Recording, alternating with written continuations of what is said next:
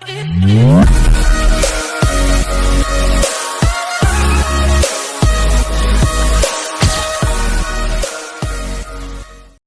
1000 like for next episode. अगर आप लोगों का कोई भी क्वेश्चन पूछना है स्टोरी से रिलेटेड तो आप सभी मेरे टेलीग्राम चैनल को ज्वाइन कर लो, लिंक डिस्क्रिप्शन में है और कमेंट बॉक्स में पिन भी है, वह से आप लोग ज्वाइन कर सकते हैं। And this story is upload on my YouTube channel audio नवला टीचर 201। क्या मेरी कैंडी को बेबी चाहिए? कार्तिक उसका हाथ अपने होठों से हटाकर उसके हाथों को अपने दोनों हाथों में पकड़कर अपने चेहरे पर मुस्कुराहट लिए। मैं तो पैदा ही हूँ बेशर्म हूँ, यहाँ तक कि मैं कपड़े भी पहना नहीं था बचपन में, तो सोचो मैं कितना ऐसा था बेशर्म हो सकता हूँ। और अब शर्म के बारे में तो वह तुम पर बहुत अच्छी तरह से सूट कर रही है। अब ये सब हो गया हूँ तो जल्दी से कॉफ़ी पी लो, नहीं तो मैं अपनी स्टाइल से तुम्हें काफ़ी पिलाऊंगा जो तुम्हें बिल्कुल भी पसंद नहीं आएगी। कहते हुए वह उसे आंख मार देता है और अपने होठों को आगे कर देता है, जिससे आरिज एक गहरी सांस लेते हैं। वह उसकी बातों का मतलब समझकर अपना चेहरा दूसरी तरफ कर लेती है। वही कार्तिक आरिज को जल्दी में कॉफ़ी पीते हुए देख रहा था, जिससे वह गहरी सांस लेकर उसे देखने लगता है।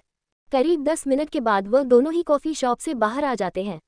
हमेशा की तरह कार्तिक ने आज भी अपनी बाइक लाई हुई थी, जिसके पीछे बैठ जाती हैं आरिज। कुछ वक्त बाद वह दोनों वहां से कहीं गायब से हो जाते हैं। मुंबई एयरपोर्ट। वश और राहत दोनों ही एयरपोर्ट के बाहर आ जाते हैं। जैसे ही वह दोनों बाहर आते हैं तो बहुत सारे लोग इन दोनों को लेने के लिए आ जाते हैं, जिसे देखकर राहत मुंह बनाने लगती है, क्योंकि हर कोई उन दोनों को ही देख रहा था जैसे वह बहुत रिच लोग हो।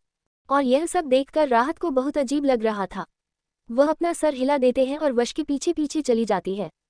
जब वो दोनों ही कार में बैठ जाते हैं तो ड्राइवर पार्टीशन ऑन कर देता है, जिससे राहत वश की तरफ देखकर अपनी आंखें छोटे छोटे करके, तुम कोई भी काम एक नॉर्मल इंसान की तरह नहीं कर सकते, क्या जरूरत थी इतने लोगों को बुलाने की?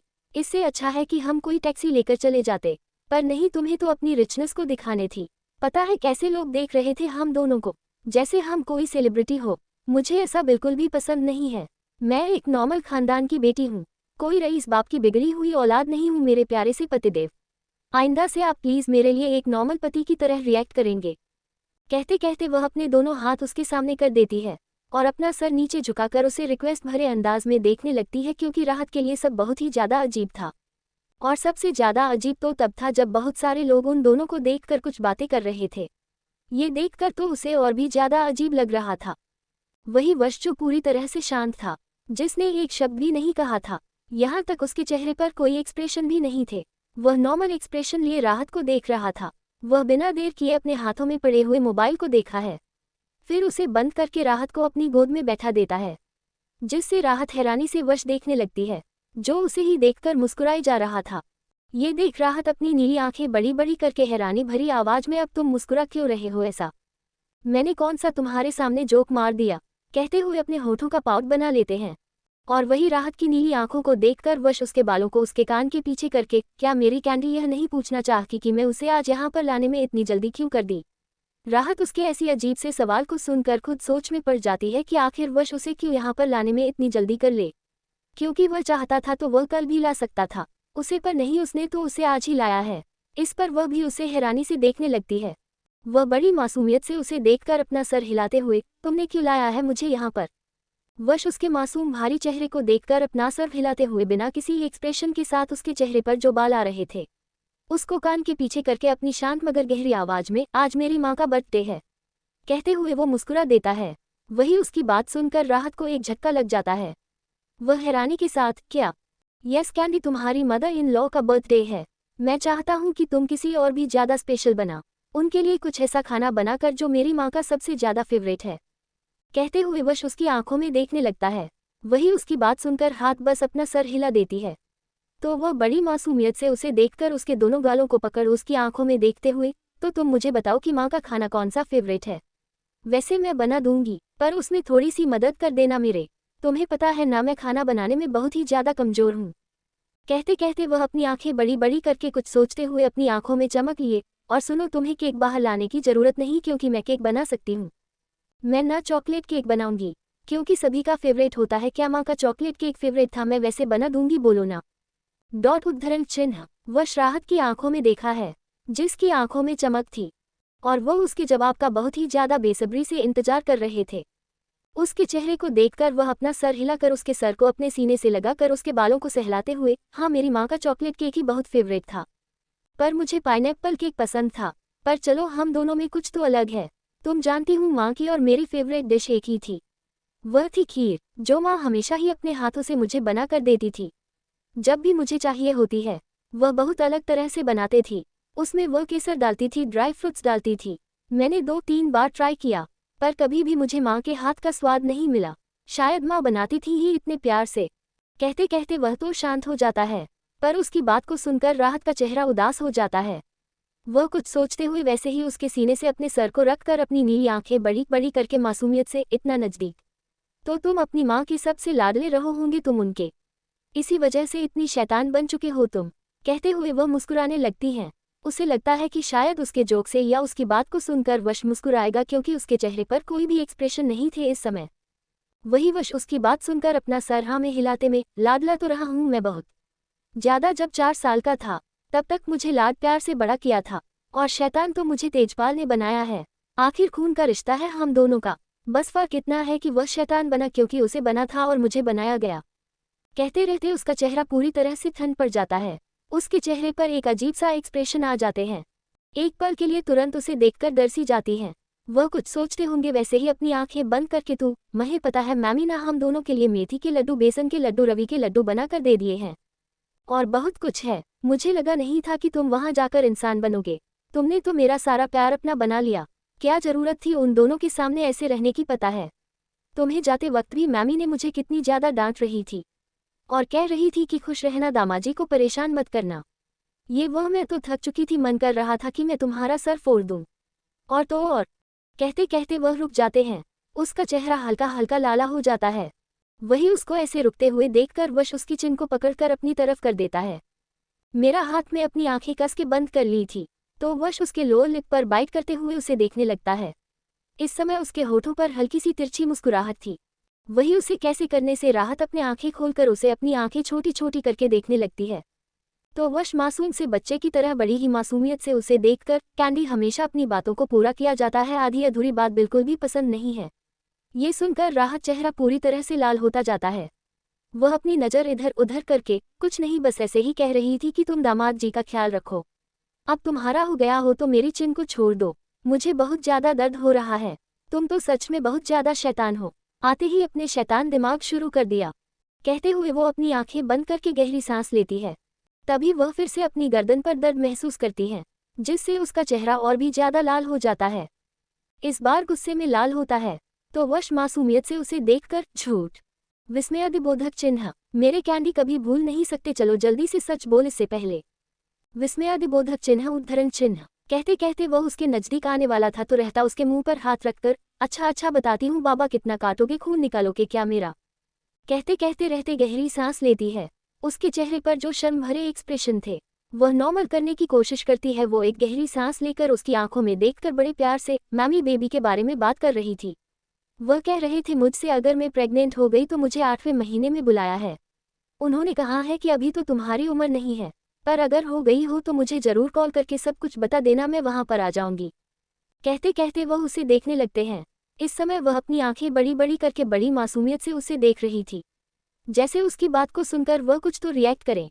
पर वश के चेहरे पर कोई भी एक्सप्रेशन नहीं आते हैं, बल्कि उसका सवाल सुनकर वह और भी ज्यादा हैरान हो जाती है। क्या मेरी कैंडी को बेबी चाहिए? 202 मेरी कहानी कमजोर इंसान के लिए नहीं बनी है। कहते कहते वह उसके नजदीक आने वाला था तो रहता उसके मुंह पर हाथ रखकर, अच्छा अच्छा बताती हूँ बाबा, कितना काटोगे, खून निकालोगे क्या मेरा। कहते कहते रहते गहरी सांस लेती है। उसके चेहरे पर जो शर्म भरे एक्सप्रेशन थे वह नॉर्मल करने की कोशिश करती है। वो एक गहरी सांस लेकर उसकी आंखों में देखकर बड़े प्यार से मैमी बेबी के बारे में बात कर रही थी। वह कह रहे थे मुझसे अगर मैं प्रेग्नेंट हो गई तो मुझे 8वें महीने में बुलाया है। उन्होंने कहा है कि अभी तो तुम्हारी उम्र नहीं है, पर अगर हो गई हो तो मुझे जरूर कॉल करके सब कुछ बता देना, मैं वहां पर आ जाऊंगी। कहते कहते वह उसे देखने लगते हैं। इस समय वह अपनी आंखें बड़ी बड़ी करके बड़ी मासूमियत से उसे देख रही थी, जैसे उसकी बात को सुनकर वह कुछ तो रिएक्ट करे। पर वश के चेहरे पर कोई भी एक्सप्रेशन नहीं आते हैं, बल्कि उसका सवाल सुनकर वह और भी ज्यादा हैरान हो जाती है। क्या मेरी कैंडी को बेबी चाहिए? कहते हुए वश बिना किसी इमोशंस के साथ उसे देखने लगता है। जो हैरानी से उसे देख रही थी वह हैरानी भरी आवाज में, आखिर तुम ऐसे कैसे कह सकते हो मुझे? हाँ बच्चा चाहिए, क्या तुम्हें नहीं चाहिए? सच में तुम्हारा दिमाग ना पूरी तरह से काम करना लगता है बंद हो गया है। बच्चों के बिना हम पूरी जिंदगी एक साथ कैसे रहेंगे? मुझे तो बाबा चाहिए, पर बिल्कुल तुम्हारी तरह नहीं, जो बहुत ही ज्यादा शैतान हो। मैं तो हमेशा मेरे जैसे बच्चे को मांगूंगी जो बहुत ज्यादा प्यार हो, क्यूट हो, बिल्कुल मेरी तरह। बाकी लुक्स बात कर तो तुम पर जा सकते हैं, पर तुम्हारी आंखें मुझे बिल्कुल पसंद नहीं है। उनकी तो नीली नीली आंखें होनी चाहिए, कहते हुए अपनी नीली आंखों में चमक लिए उसे बता रही थी। और वही उसकी हर एक बात को वश बिना किसी इमोशंस के साथ सुन रहा था। वो कुछ सोचते हुए बड़ी अजीब तरह से मुस्कुराकर, क्या पाता कैंडी इस डार्क वर्ल्ड को रूल करने के लिए एक और नाइट आ जाए। कहते कहते वह तो शांत हो जाता है, पर वही उसकी बात को सुनकर राहत हैरान हो जाती है, बस उसे देख रही थी। वह तो बिल्कुल भी नहीं चाहती थी कि कोई भी उसका बच्चा वश पर चले जाए। अगर ऐसा हो गया तो वह सोच भी नहीं सकते उसके साथ क्या होगा। एक शैतान को वह कम झेल रही है जो दूसरा शैतान आ गया, दूसरे के 2-3 शैतान आ जाएंगे। यही सोच सोचकर उसका चेहरा पूरी तरह से फिक्र टेंशन से भर जाता है। उसके चेहरे को देखकर वश को हंसी आने लगती है, वह जोर जोर से हंसने लगता है। इस समय उसका चेहरा ही इतना क्यूट था और उसे ऐसे हंसते हुए देखकर राहत अपनी गली आंखें बड़ी बड़ी कर लेती है, क्योंकि पहली बार जो वश खुलवी कर उसके सामने हंस रहा था उसे ऐसे होते हुए देखते हैं तो सिर्फ देखते ही रह जाती है। इस समय वह बहुत ही ज्यादा क्यूट लग रहा था, दुनिया का सबसे खूबसूरत इंसान, जिसे देखकर राहत सिर्फ देखती रह जाती है।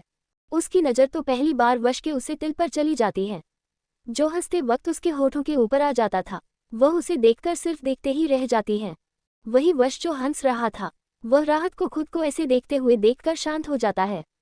तो राहत उसकी दोनों गालों को पढ़कर उन्हें सहलाते हुए बड़ी मासूमियत से, तुम हंस क्यों नहीं रहे हो? हंसो ना, बहुत प्यारी लग रहे हो। मुझे पता नहीं था कि मेरा शैतान इतना अच्छा हंसता है। तुम्हारी हंसी सच में बहुत ही ज्यादा प्यारी है। हे, कितना क्यूट लगते हो तुम, पहली बार तो मैं से खुलकर हंसते हुए देख रही हूँ। ऐसे ही हंसते रहना करो, बहुत प्यार लगोगे मुझे। कहते हुए वो उसके होठों पर खुद से ही किस करने लगते हैं। और फिर जैसे ही मुझसे दूर होने वाले थे, उससे पहले ही वश उसके बालों को पकड़ लेता है, जिससे राहत उसके कंधे पर दोनों हाथ मारती है। फिर वैसे ही उसके कंधे को कस के पकड़ लेती है। दोनों तब अलग होते हैं जब का कहीं रुक जाती है। जब वह रुक जाते हैं तब वश राहत से अलग हो जाता है। वो राहत से जैसे ही अलग होता है तो उसके होठों पर उसकी नज़र चाहती है, जहां पर ब्लड आ रहा था, जिसे देखकर वह अपनी टंग को निकालकर उसके लोअर लिप को लिक करने लगता है, जिससे राहत अपनी आंखें वैसे ही बंद कर लेती है। करीब 15 मिनट के बाद वह उससे दूर हो जाता है। अब तक किसी ने भी दरवाजा नहीं खोला था। जब वह राहत के कपड़े ठीक करता है तब वह एक बटन को दबाता है, जिससे दरवाजा खुल जाता है। तो वश पहले उतर जाता है।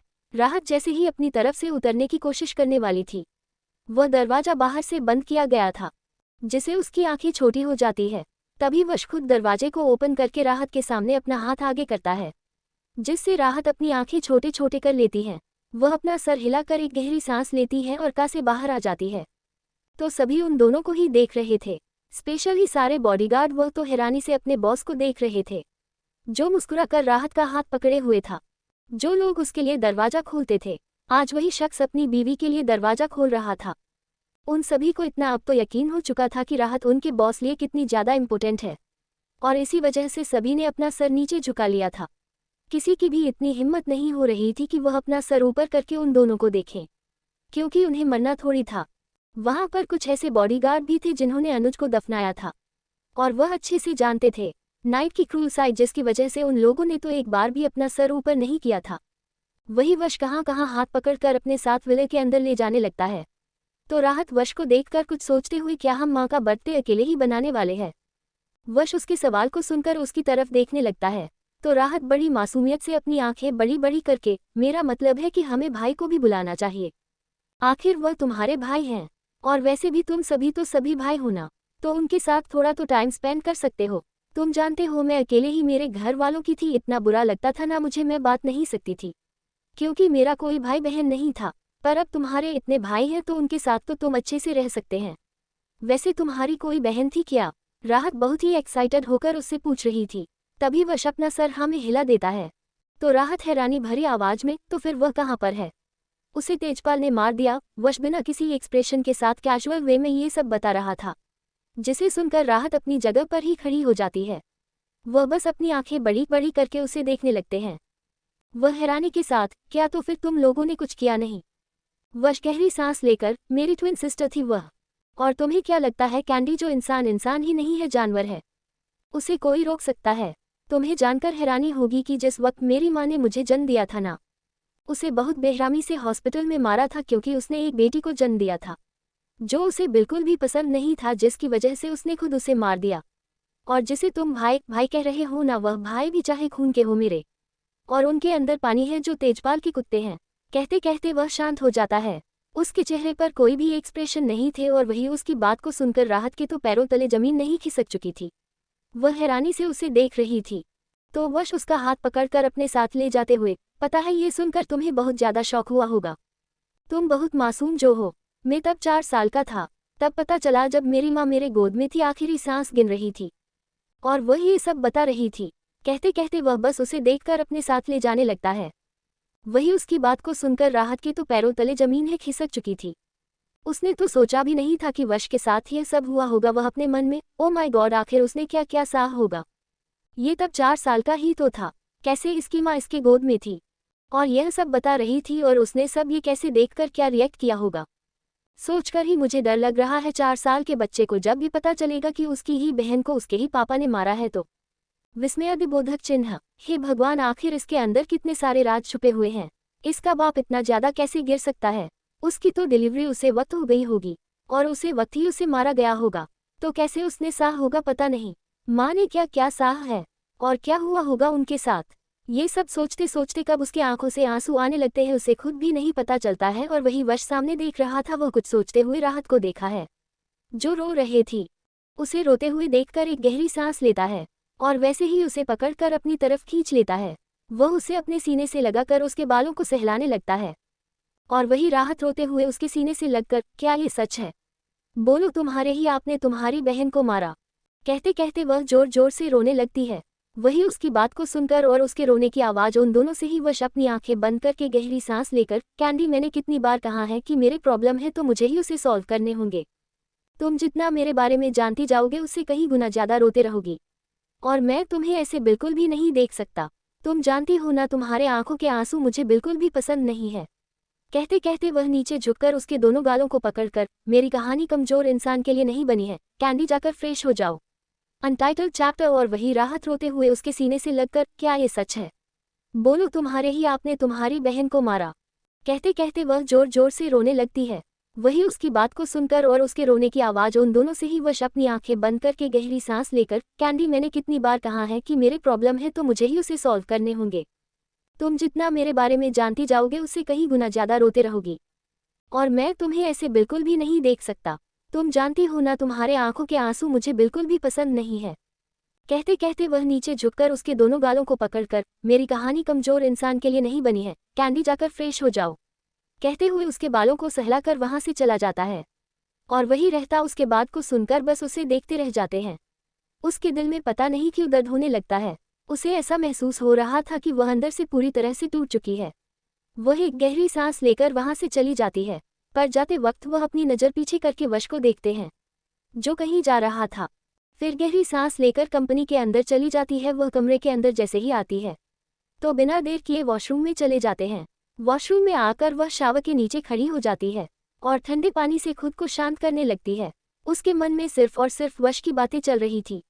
वह एक गहरी सांस लेकर वही शावर के नीचे बैठ जाते हैं। वह अपने घुटनों में अपने चेहरे को छुपाए हुए अपनी दर्द भरी आवाज में, समझ नहीं आ रहा है कि मैं कैसे उसके बारे में जानने की कोशिश करूं। यहाँ तो उसके बारे में जानते जानते मेरे ही आंखों से आंसू आ रहे हैं। तो मैं सोच भी नहीं सकती थी इसने कैसे सह होगा जब उसकी माँ उसके गोद में अपनी आखिरी सांस ले रही है और वह उसे यह बता रही है कि उसकी बहन को उसके बाप ने मारा होगा। उसे वक्त कैसे उसे 4 साल के बच्चे का रिएक्शन हो सकता है और ऊपर से उसका ऐसे जेल में जाना, आखिर क्या हुआ होगा। इस इंसान ने ऊपर से इतने सारे गहरे निशान आखिर क्यों? मेरे लिए तुम एक पजल बन रहे हो वश। ऐसा लग रहा है कि जितना मैं इसके नजदीक जा रही हूं ना उतना ही ज्यादा मुझे ये सब जानकर दर्द महसूस हो रहा है। शायद इसी वजह से वह मुझे अपने बारे में नहीं बता रहा है, क्योंकि अगर मैं उसके बारे में जान जाऊंगी तो शायद मैं खुद को टूटे हुए महसूस करूंगी। पर मुझे कुछ भी करके उसके बारे में जानना होगा। आखिर वह क्यों ऐसा बना है? इसकी वजह तो थोड़ी बहुत समझ में आ रही है, क्योंकि 4 साल के बच्चे के सामने ये सब वह कितना ज़्यादा मेंटल डिसबैलेंस हो चुका होगा। यही सोचते सोचते राहत को पूरी तरह से अजीब सा महसूस हो रहा था। वह ये सब इमेजिन ही नहीं कर पा रही थी। उसकी बातें उसके दिमाग में गहरा असर जो छोड़ रही थी, वह जैसे तैसे करके खुद को शांत करते हैं। जब वह बाहर आती है तो 2 फीमेल सर्वेंट सामान रख रही थी। उन्हें देखकर वह कुछ नहीं राहत और वहां से क्लोजिंग रूम में चले जाते हैं। क्लोजिंग रूम में वह कपड़े चेंज करके जब बाहर आती है तो उसे वश नहीं देखा है, तो वह नीचे हॉल में आते हैं। हॉल में जैसे ही आती है तो वहां पर पहले से ही 2 सर्वेंट मौजूद थी। वह चारों तरफ देखते हुए, वश कहाँ पर है, तुम लोगों ने देखा है उसे? उसमें से एक फीमेल सर्वेंट वैसे ही अपना सर झुकाए, मैम बॉस बाहर गए हैं, कुछ अर्जेंट काम है, उन्होंने आपको डिनर करने के लिए कहा है। राहत ये सुनकर हैरान हो जाते हैं। वह हैरानी के साथ, क्या ये कब चला गया, वह भी बिना कुछ खाए, यह इंसान मत सच में पागल कर देगा मुझे। कहते कहते हुए गहरी सांस लेकर अपने मोबाइल को लेती हैं और वश कॉल करने लगती है, पर उसका कॉल नहीं लग रहा था, जिससे एक गहरी सांस लेकर अपने सर पर हाथ रखकर, यह इंसान ना कभी खुद को समझ नहीं आ रहा है, इस शख्स का हमेशा ही अपने मन की करेगा, यह नहीं कि आया है तो आराम कर ले, पता नहीं कहाँ गया होगा।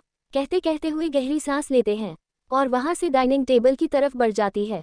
डाइनिंग टेबल पर बढ़ते हैं, वह प्रगति को कॉल लगा लेती है। दूसरी तरफ नैनीताल में गार्डन के अंदर रघुवीर बैठे हुए थे और उनके ही साइड में संजय। इस समय संजय का सर झुका हुआ था, तो रघुवीर उसे देखकर अपनी ठंडी आवाज में, आखिर उसे मेरे बारे में इतना सब कुछ कैसे पता चला संजय? मैंने बोला था ना मेरी हर एक डिटेल को बदल देना, तो फिर यह सब क्या हुआ? अब तुम्हारी वजह से मुझे मेरी बेटी को फिर से वापस लाने में बहुत दिक्कत होने वाली है। कहते हुए अपने हाथों में पड़े हुए आइसक्रीम को वह खा रहा था। वही उसके बात को सुनकर संजय की हालत खराब हो चुकी थी। वह वैसे ही अपना सर झुकाए, बॉस मैं आपकी पूरी इन्फॉर्मेशन बदल दी थी, पर पता नहीं इस नाइट को आपके बारे में कैसे पता चला, क्योंकि मैं पूरी कोशिश की थी यह जानने की कि उसको आपकी डिटेल कैसे पता चली, पर कुछ पता ही नहीं है। शायद उसके यहाँ पर जो लोग काम करते हैं वह बहुत ही ज़्यादा जीनियस है, इसी वजह से शायद नाइट ब्लैक वर्ल्ड का रूलर है। संजय के मुंह से उसकी तारीफ को सुनकर रघुवीर उसे अपनी ठंडी आंखों से देखकर, लगता है तुम्हें उसकी तारीफ करना बहुत ज़्यादा पसंद आने लगा है संजय। उसकी कमजोरी निकालो, कुछ ऐसा करो कि जिससे वह खुद ही मेरी बेटी से दूर हो जाए, इससे पहले कि मैं गुस्से में तुम्हारे साथ कुछ करना बैठो। कहते हुए रघुवीर वहां से चला जाता है। तभी उसका मोबाइल बजने लगता है, जिससे वह एक गहरी सांस लेकर कॉल अटेंड करता है। तो सामने से वश मुस्कुराते हुए, कैसा लगा फादर इन लॉ, मिस तो नहीं कर रहे हैं ना मुझे आप? वैसे याद तो बहुत आ रही होगी मेरी, इतने दिनों तक हमारा बॉन्डिंग बहुत अच्छा बना था, पर क्या कर सकते हैं, मुझे जाना तो पड़ा था, पर कोई नहीं, आते वक्त आपके लिए रिटर्न गिफ्ट लेकर आऊंगा, वह भी आपको ग्रैंपा बनकर ही रहूंगा। वैसे ये जानने में है कि आपके बारे में मुझे कैसे पता चला। तकलीफ तो बहुत हो रही होगी, आखिर मुझे आपके बारे में कैसे पता चला, और आपके हाथों से मौका भी तो मैं छीन लिया।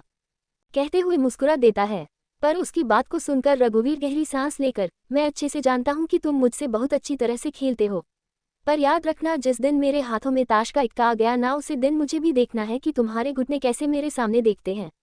बहुत घमंड है ना तुम्हें खुद पर, ये घमंड भी कुछ वक्त के बाद वैसे भी टूटने वाला है, पर इस बीच अगर मेरी बेटी को कुछ हुआ तो याद रखना मैं सब कुछ बर्बाद करने के लिए एक पल भी पीछे नहीं हटूंगा। मैं तो डर गया आपकी धमकी सुनकर, मेरी तो दिल की धड़कन है बढ़ने लगी, अब तो मुझे कहीं छुपना होगा। आखिर ग्रेट माफिया लीडर मुझे धमकी दे रहा है, पर यह धमकी कहीं ऐसा ना हो आपको भारी पड़े। और जहां तक बात मेरे घमंड की है, तो जरूरी है, आखिर पता है ना मैं कौन हूं, तो इस पोजीशन में रहने के बाद घमंड आना चाहिए। वैसे आपके लिए एक तोहफा भेजा है, देख लीजिए, क्या पता पसंद आ जाए, और मेरी मदर इन लॉ मेरी तरफ से आई लव यू कह देना, आखिर प्यार जो इतनी करती है मुझे। कहते हुए मुस्कुराकर बिना रघुवर की बात सुने वह कॉल कट कर देता है। वही रघुवीर उसकी बात को सुनकर अपनी आंखें छोटी कर लेता है, फिर अपना सर हिलाकर वहां से घर की तरफ चला जाता है, क्योंकि उसे जानना था कि वश ने उसे क्या दिया है। वह जैसे ही घर आता है तो प्रगति उसे मिलती है, जिसके हाथों में एक बॉक्स था। उसे देखकर वह जल्दी से उसे बॉक्स को लेने लगता है, तो प्रगति उसे देखकर हैरानी से, आखिर ये बॉक्स की भेजा है? रघुवीर अपने चेहरे पर एक मुस्कुराहट लिए, कुछ नहीं, मेरे दोस्त ने भेजा होगा, अब तुम जो कुछ खाना बना, मुझे बहुत भूख लगी है। प्रगति इस पर अपना सर हिला देती है। वही रघुवीर उसे बॉक्स को लेकर कमरे में आ जाता है। वह पहले दरवाजे को बंद करके गहरी सांस लेकर बेड पर उसे बॉक्स को रख देता है और उसे खोलने लगता है। जैसे ही वह उसे बॉक्स को खुलता है, वैसे ही उसके अंदर एक छोटा सा बॉक्स मिलता है। वह उसे देखकर अपना सर हिला देता है और बॉक्स को जैसे ही अपने हाथों में लेता है, उसे बहुत ही ज्यादा अजीब लगता है। वह कुछ सोचते हुए उसे बॉक्स को जैसे ही ओपन करता है, उसकी आंखें हैरानी से बड़ी और हाथों से वह बॉक्स नीचे गिर जाता है, क्योंकि उसमें अनुज की आंखें जो थी, वह देखकर वह पूरी तरह से हैरान हो जाता है। तभी उसमें एक लेटर मिलता है। जी लेटर को वह लेता है अपने हाथों में। ये लेटर वश ने रघुवीर को दिया था। हेलो फादर इन लॉ, पता है आप मुझे बहुत याद करेंगे, तो मैंने सोचा कि आपको पहले ही एक में गिफ्ट दे दूं, जिससे आपको भी मुझे भूल ही ना पाए। ये गिफ्ट मैं आपको दे रहा हूँ, इसे अपने दोस्त को दे देना। आखिर बेटा तो नहीं रहा और उसकी बॉडी भी नहीं होगी, तो उसको किसी को तो अंतिम संस्कार करने के लिए कुछ तो चाहिए होगा, तो मैं इसके बदले उसे आंखें दे दिया। सोचा था कि उसको ही दो, पर पहले आपको दे देता हूँ। अब आप जाने कि आप अपने दोस्त को बर्थडे गिफ्ट दे या कोई और गिफ्ट दे। मैं अपना काम कर दिया है, अब आप जाने भी। Dear son in law. Letter को देखकर रघुवीर गुस्से में पूरी तरह से लाल लाल होने लगता है। वह उसे लेटर को जल्दी से फाड़कर अनुज की आंखों को उसे डब्बे में रख देता है। वह उसकी आंखों को देखकर पूरी तरह से हैरान हो चुका था और बहुत ही ज्यादा अजीब लग रहा था। उन्हें डब्बे में बंद करके बॉक्स में डालकर वह उसे बॉक्स को कहाँ रखे यही सोच रहे थे, क्योंकि अगर प्रगति नहीं ये देख लिया तो बहुत बड़ा प्रॉब्लम हो सकता है। 204 वशने की राहत को कना बनाने में मदद। हेलो फादर इन लॉ, पता है आप मुझे बहुत याद करेंगे, तो मैंने सोचा कि आपको पहले ही एक में गिफ्ट दे दूं, जिससे आपको भी मुझे भूल ही ना पाए। ये गिफ्ट मैं आपको दे रहा हूँ, इसे अपने दोस्त को दे देना। आखिर बेटा तो नहीं रहा और उसकी बॉडी भी नहीं होगी, तो उसको किसी को तो अंतिम संस्कार करने के लिए कुछ तो चाहिए होगा, तो मैं इसके बदले उसे आंखें दे दिया। सोचा था कि उसको ही दो, पर पहले आपको दे देता हूँ। अब आप जाने कि आप अपने दोस्त को बर्थडे गिफ्ट दे या कोई और गिफ्ट दे। मैं अपना काम कर दिया है, अब आप जाने भी। Dear son in law. Letter को देखकर रघुवीर गुस्से में पूरी तरह से लाल लाल होने लगता है। वह उसे लेटर को जल्दी से फाड़कर अनुज की आंखों को उसे डब्बे में रख देता है। वह उसकी आंखों को देखकर पूरी तरह से हैरान हो चुका था और बहुत ही ज्यादा अजीब लग रहा था। उन्हें डब्बे में बंद करके बॉक्स में डालकर वह उसे बॉक्स को कहाँ रखे यही सोच रहे थे, क्योंकि अगर प्रगति नहीं ये देख लिया तो बहुत बड़ा प्रॉब्लम हो सकता है।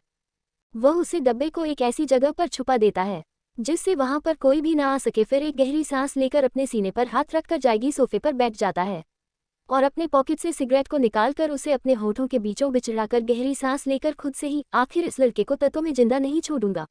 समझ नहीं आता है इसके अंदर इतनी हिम्मत कैसे आ सकती है, जो मुझे ऐसे तोहफे दे रहा है। पता नहीं मेरी बेटी इसके साथ कैसे रह पाएगी। कहते कहते रघुवीर गहरी सांस लेता है।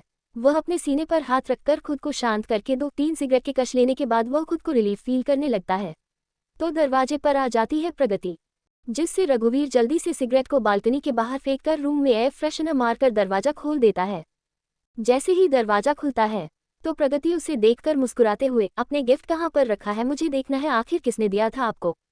ये सुनकर रघुवीर मुस्कुराते हुए, किसी ने नहीं, बस एक दोस्त था, उसने मजाक किया था।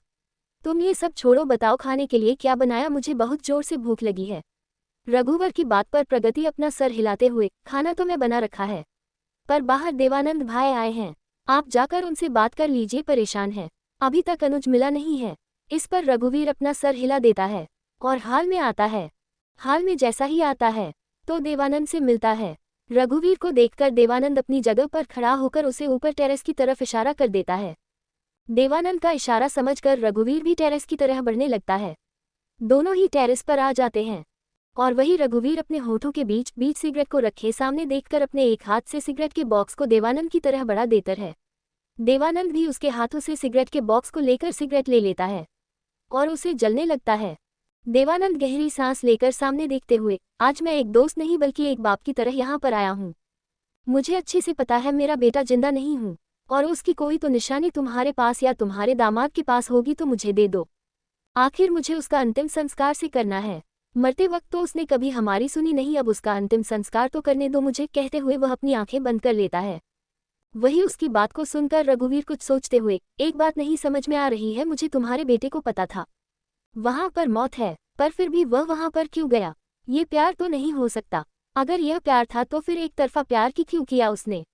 उसके पास मौके थे मेरी बेटी को सब कुछ बताने के, पर फिर भी उसने कभी इस बारे में बात नहीं की थी। और जहां तक मैं उसके बारे में जानता हूं तो तुम्हारा बेटा सही बिल्कुल भी नहीं था। तुम भी जानते थे कि वह वक्त रहते करने ही वाला है, तो क्यों तुमने अपने बेटे को इस सब में धकेल। रघुवीर की बात पर देवानंद वैसे ही सामने देखते हुए, मुझे पता तो था, पर क्या कर सकते हैं। पावर लालच बुरी बला होती है और मुझे नहीं पता था कि मेरे ही नक्शे कदम पर मेरा बेटा चलेगा। पर एक बात कहूं तुमसे, मेरे बेटे को मारकर तुम्हारे दामाद ने एक एहसान कर दिया है मुझ पर। देवानंद की बात सुनकर रघुवीर उसे देखकर अपनी आंखें छोटी करते हुए, एहसान कर दिया है, आखिर ऐसा कौन सी नफरत थी तुम्हारे अंदर जो अपने बेटे को ही मारते हुए देख रहे थे। वैसे तो मेरे दामाद पर मेरी बेटी को जेल तक ले गए थे, और आप ये कह रहे हो कि एहसान कर दिया। देवानंद सामने वैसे ही देखते हुए, क्योंकि अनुज मेरा बेटा था ही नहीं, वह तो सरकार और पूर्वी का बेटा था, और यह बात मुझे पहले से ही पता थी। मुझे लगा नहीं था कि पूर्वी मुझे इतना बड़ा धोखा दे सकते हैं। जब मैं डीएनए रिपोर्ट निकाली थी तभी मुझे पता चला था। सोचा था मैं उसे अपना बेटी की तरह पालूंगा, पर हर एक चीज़ उसमें मुझे सरकार की अच्छी, मैं तो उसमें कोई था ही नहीं। कहते कहते वह शांत हो जाता है, तो रघुवीर उसे देखकर अपने होठों पर बड़े अजीब तरह से मुस्कुराहट लिए। बस इतना ही देवानंद, मैं अच्छे से जानता हूँ तुम्हें, और कुछ बात है जो मुझसे छुपा रहे हो। साफ साफ लफ्जों में कहो कि आखिर क्या कहना चाहते हो तुम। देवानंद में से ही सामने देखते हुए, वैसे तो मैं तो तुम्हारी बेटी से ही मेरे बेटे की शादी करवाना चाहता था, पर उसने उसके साथ करके बहुत अच्छा किया। और अनुज की बात किया जाए तो उसकी एक लत थी, और वह लत मुझे बिल्कुल पसंद नहीं थी। वह माइनर लड़कियों का आस करता था, और यह चीज़ मुझे हमेशा ही गुस्सा दिला दी थी। मैंने उसे हमेशा एक चीज़ के लिए रोकने की कोशिश की थी, पर वह कभी रुकता नहीं था। जब हद से ज़्यादा उसकी यह नशा बढ़ने लगा तो मैं भी सब कुछ छोड़ दिया। अब मैं भी यह सब छोड़कर कहीं ऐसी जगह जाना चाहता हूँ जहाँ पर मुझे सुकून मिले। थक चुका हूँ मैं सबसे। कहते रहते हो शांत हो जाता है। वही उसकी बात को सुनकर रघुवीर गहरी सांस लेकर उसके कंधे पर हाथ रखकर मुस्कुराते हुए, मुझे अच्छे से पता है कि अनुज क्या क्या करता था, इसी वजह से तो मैंने उसे दूर किया था। पर मुझे नहीं लगा था कि तुम्हें इस बारे में सब कुछ पता है, और तुम इतना खिलाफ हो गए उसके। पर अब मुझे रोना आ रहा है, क्योंकि अगर मैं तुम्हारे बेटे के साथ उसकी शादी करवा देती तो मेरी आंखों के सामने होती। पता तो चला कि वह क्या क्या कर रहे हैं। अब तो मुझे डर लगता है कि उसने जिस शख्स के साथ शादी कर ली है वह सच में सही है या। कहते हुए वो शांत हो जाता है। इस पर देवानंद भी कुछ नहीं कहता है। दोनों ही 2 सिगरेट की कश लेने लगते हैं। रघुवीर देवानंद के हाथों में बॉक्स दे देता है। देवानंद बिना कुछ बोलो उसे बॉक्स को लेकर वहां से चला जाता है, बिना प्रगति की तरफ देखे। और वही रघुवीर उसे जाते हुए देख रहा, उसके चेहरे पर कोई भी इमोशंस नहीं थी। वह गहरी सांस लेकर अपना सर हिलाकर प्रगति के पास किचन में चला जाता है। वहीं दूसरी तरफ मुंबई में राहत आज केक बनाने में लग चुकी थी। पाइनएप्पल केक उसने पूरी तरह से बना दिया था, जिसमें 3 लेयर थी। साथ ही साथ वह डेकोरेशन भी कर रही थी जिसे कोई कमी ना हो। फिर भी वह बनाना तो चाहती थी, पर बना नहीं पा रही थी। इसकी वजह से वह वश का इंतजार कर रही थी। करीब 7 बजे वश आ जाता है, जिससे राहत जो सोफे पर बैठे हुए थे वह उसे देखकर उसके सामने अपनी कमर पर दोनों हाथ रख के अपनी आंखें छोटी छोटी करके उसे देखने लगती है। तो वश उसे एक आईब्रो ऊपर करके देखकर जैसे पूछ रहा हूँ कि क्या हुआ है। तो राहत उसके ऐसे देखने से अपनी आंखें छोटी छोटी करके आंखें दिखाते हुए मुंह बनाकर, सुबह से इंतजार कर रही हूँ, गायब क्या हो गए। मैंने केक को बनाया, पर अभी मुझे खीर भी बनानी है, और देखो डेकोरेशन भी थोड़ा बाकी है। अब जल्दी से मेरी मदद कर दो। मैं तुम्हारे कपड़े भी निकाल दिए, सब कुछ कर दिया है। अब तुम कोई भी बहाना नहीं बनाओगे, और तुमने मुझे वादा भी किया तो भूलो मत। कहते कहते वह उसका हाथ पकड़कर अपने साथ ले जाने लगती है। तो वश बस राहत को देखकर अपना सर हिला देता है। राहत उसे किचन में लाकर सारे मेथड्स को देखते हैं। जो डर के मारे एक साइड खड़े थे उन सभी को देखकर वह अपना सर हिला देती है, और फिर वश को देखकर सभी सामानों की तरफ इशारा करके, मैंने जितना जितना यूट्यूब पर देखा था वह सामान सब कुछ यहाँ पर है। अब जल्दी से जल्दी मेरी मदद करें, जिससे मैं जल्दी से जल्दी खीर बना सकती हूँ। वश राहत के चेहरे पर एक्साइटमेंट देख सकता था। वह उसे ऐसे एक्साइट होते हुए देखकर अपना सर हिला देता है, और एक गहरी सांस लेकर सारे सामान को देखने लगता है।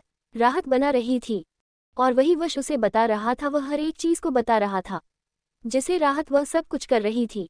आधे घंटे बाद खीर तैयार हो चुकी थी, जिसे देखकर वह गहरी सांस लेती है। तो वश अपना हाथ आगे करके उसे खीर को टेस्ट करने ही वाला था कि राहत उसके हाथ पर मरते हुए, पहले माँ को देंगे, फिर तुम खाओगे। आए बड़े भुक्कड़ों की तरह खाने। अब जाओ, जाकर फ्रेश हो जाओ। कितनी गंदी बास आ रही है तुमसे। एक तो सुबह से कहीं गायब थे और अब आए हो, जाओ जल्दी से फ्रेश हो जाओ। 205 मजाक उड़ाना और हैरानी वश राहत के चेहरे पर एक्साइटमेंट देख सकता था। वह उसे ऐसे एक्साइट होते हुए देखकर अपना सर हिला देता है, और एक गहरी सांस लेकर सारे सामान को देखने लगता है। राहत बना रही थी, और वही वश उसे बता रहा था। वह हर एक चीज़ को बता रहा था जिसे राहत वह सब कुछ कर रही थी। आधे घंटे बाद खीर तैयार हो चुकी थी, जिसे देखकर वह गहरी सांस लेती है। तो वश अपना हाथ आगे करके उसे खीर को टेस्ट करने ही वाला था कि राहत उसके हाथ पर मरते हुए, पहले माँ को देंगे, फिर तुम खाओगे। आए बड़े भुक्कड़ों की तरह खाने। अब जाओ, जाकर फ्रेश हो जाओ। कितनी गंदी बास आ रही है तुमसे। एक तो सुबह से कहीं गायब थे और अब आए हो, जाओ जल्दी से फ्रेश हो जाओ। कहते हुए उसके पीठ पर अपने दोनों हाथ रखकर उसे किचन से बाहर निकलते हुए, अब जाओ इससे पहले कि मैं आ जाऊं क्योंकि मुझे भी फ्रेश होना है। कहते कहते वह जल्दी से किचन में कुछ चीज़ों को रखती है और फिर फीमेल सर्वेंट की तरफ देखकर कुछ कहकर वहां से जाने लगती है। वह ऊपर रूम में चली जाती है। जब रूम में आती है तो दिखाती है वश फ्रेश होकर टॉवल में बाहर आया है। उसे देखकर वह अपना सर हिला देती है और बिना देर किए जल्दी से वॉशरूम में चली जाती है।